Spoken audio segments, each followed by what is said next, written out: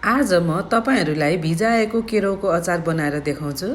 तपाईहरुले यो अचारलाई के भन्नुहुन्छ होला? हाम्रो नेवारी भाषाबाट त यो अचारलाई कंगसा अचार भन्छ। यो कंगसा अचार नि साह्रै मिठो हुन्छ। यो अचारलाई चाहिने जति केराउलाई राम्रोसँग पखालेर रातभरि भिजाउने। केराउ नभिजाइकन बनाउँदा पनि मिठो हुन्छ केराउको अचार। अब रातभरि फुलेको केराउलाई मिक्सरमा, सिलौटामा जेमा राखेर पिन्नु भए पनि हुन्छ। अब यसमा आफूलाई चाहिने जति नुन, खुर्सानी, धनिया सबै राख्ने। मन पर्छ भने यसमा कागती पनि थोरै राख्नु भए पनि हुन्छ। म चाहिँ कागती पनि राखे। मलाई चाहिँ अचार अमिलो पिरो टक्क परेको चाहिन्छ। यो मिक्सरमा पिन्नलाई मैले थोरै पानी पनि राखे। अब यो सबै सामानलाई मिक्सर गरिदिने। अब यतिको भयो।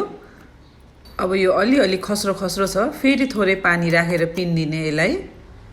अब आफूलाई कतिको नरम खस्रो मन पर्छ अचार त्यो अनुसारले पिन्ने। हेर्नु त मेरो यतिको भयो। अब एउटा भाँडामा खनाइदिने। यो अचार त बनाउन पनि छिट्टो, खान पनि मिठो हुन्छ। ल हेर्नु त तयार भयो मेरो कंगसा अचार। तपाईहरुलाई पनि मन पर्छ भने मेरो भिडियो हेरेर एकचोटी बनाएर खानु होला। मेरो भिडियो मन पर्छ भने लाइक, कमेन्ट, शेयर गरिदिनु होला। हेरिदिनु भएकोमा धन्यवाद।